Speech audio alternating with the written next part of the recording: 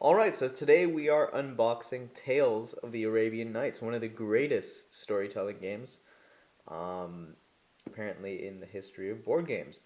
Now, usually I'd be able to lift this up and kind of show it more to the camera, but this box is super heavy. I'm actually not kidding, like, picking it up with this arm is not possible, so I actually have to kind of do this. Now you can kind of see the details of the cover, and it's insanely heavy, so I'm going to put it back down.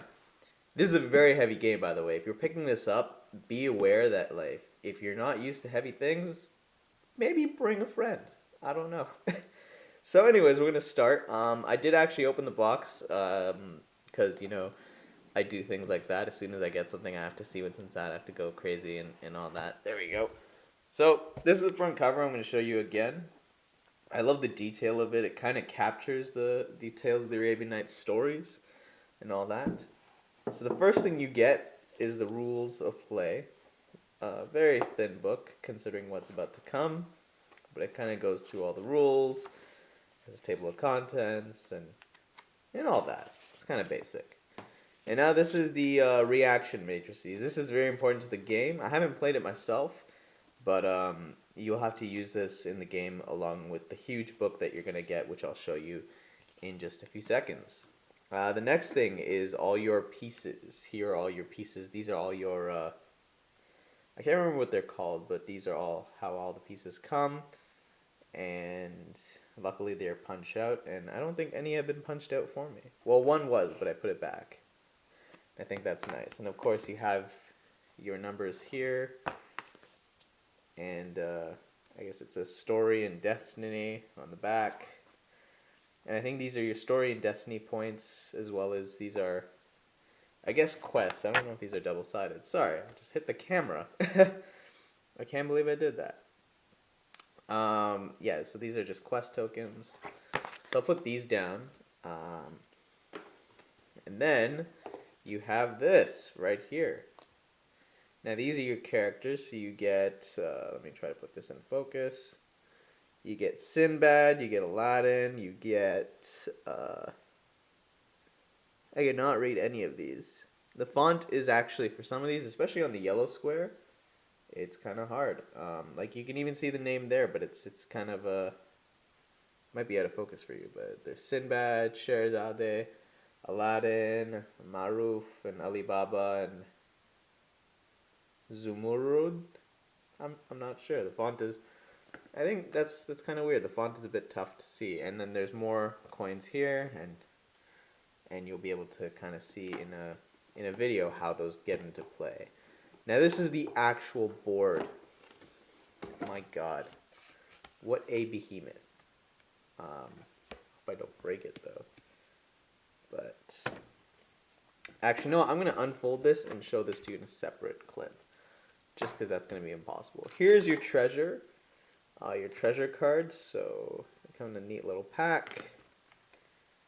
Sorry, I'm just moving the camera over. Here are your quest cards. These are important because you take up the quests, and one of the ones is Seek Love. I've seen people get this kind of quest. I'll move that out of the way. And then your encounter cards. These are very important. As soon as you land, you encounter something, and these will be the cards you encounter. And of course, you will encounter a beggar. These are your dice. So they come with 3 types of dice, one red, one black, and dice with pluses and minuses. So that's going to be good to see how that comes into the game. And then your player stands. I think these are important because putting them face down on the board might take up too much space. So that's really cool to have. Although, I don't know if I was going to mention this, but usually I prefer the kind of the wooden tokens. Like, I don't know if you saw the ones in Celestia. I thought those were pretty amazing. I don't know if I prefer those, just because, they actually kind of have some feel to it. This is just a card on a stand. Who calls this place? That's so weird. Anyways, so, I don't know, that's just me, but, wow, this is a very phone number, sorry. Now this is the most important thing. It's the Tales of the Arabian Nights Book of Tales. And this is basically everything inside of this book, all the quests. And this is going to be the most important thing in the board game. And that's why it is so thick. My God, look at that. And it's bound with the core, well, whatever this is called. For some reason, I'm blanking on most of the names this week. And there's the company Z-Man Games. I believe this is a reprint of another version that came out earlier, and I think it's honestly like it's really beautiful for a reprint. And the font doesn't seem too hard to read, which is nice. But of course, I'm not going to be sharing most of that with you because that is the most important part of the game. I don't want to spoil anything. And then these cards, I guess, are the setups, explains the setups, the available skills, the encounter reactions, and all that. So I guess these are for your individual players. Each one gets one, and you kind of just, have it, which is nice to have. I feel like a lot of games should have these, especially considering I was playing a few games over the weekend, and it's annoying not knowing the rules and having to consult the rulebook so often, and having the rulebook out for a lot of the things that are kind of basic. I mean, the rulebook obviously glosses over everything, whereas there's certain things you're going to constantly be looking up. I think player aids like these are so necessary nowadays, and I hope that more games come out with them because honestly, I love my player aids. They give me something to kind of hold when I'm about to lose. Wow. Now this is your status cards, and they have their own writing on it, and there's a lot of writing on these cards. Like, if you are a reader, and I guess I am, um, and since this is going on the Clearly Literate Bookshop page, well, I guess most of us are, but yeah, so these are your status cards, and the good thing about these is they have a lot of reading, and it seems to kind of bring you into to that atmosphere. More status cards, and of course, my favorite thing of any board game is the plastic bags, because you can put everything in a plastic bag. Luckily, there's more than one plastic bag in this. So I noticed that last time I did an unboxing of Celestia, I don't know if you saw it, but there was poly bags, and I said they were great. What I noticed is that I was a bit short on them, and there's the island tiles are literally just kind of in my box. Maybe I didn't distribute it correctly, but I mean, one more wouldn't have killed anybody. So now I'll show you the back. The back is kind of filled with everything, as you can see. I'm gonna try to tilt this, but it's got everything. It's got all your kind of summarize everything. The artwork is absolutely beautiful, as you can see here. And honestly, I'm very excited to play this game. I got this mainly because it's very story based, and honestly, I love exploring stories. But I also got this because it was supposed to be an amazing two-player game, and I've been always looking for great two-player games that I can play that aren't super complicated.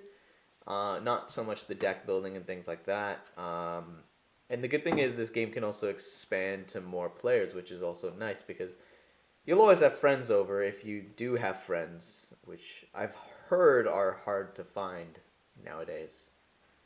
But that's okay. This is a great two-player game. I don't know if it's going to be so great with more people, but I'll definitely try that.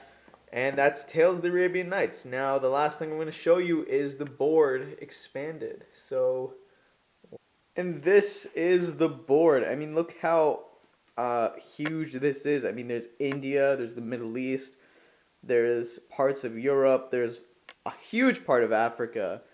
And that's where you can travel in this game. I mean, it's so big. I think if there's one word to give to this game, it's that it's huge. And I think I'm gonna try to gloss over the map here. Bilma, City Brass, Tripoli, Alexandria, Damascus, Mecca, Basra, Muscat, Shiraz, the Valley of Diamonds, and then you have like Haunted House. And I just love how, like, cool all of this is. Constantinople is there. Well, it's Istanbul, not Constantinople. Been a long time gone since. Yeah, I'm not going to sing. And then there's the Stonehenge. What is the meaning of Stonehenge? But, anyways. And I mean, this game, I mean, this is not the most, like, detailed map. But it's great. It looks so beautiful. Oh, also up here is where I should go. But they kind of have your wealth, which is really important to the game. It determines, I think, your movement. Over here, this is your story points on this side. And the same thing you can find on the other side as well. I'm going to just kind of move there.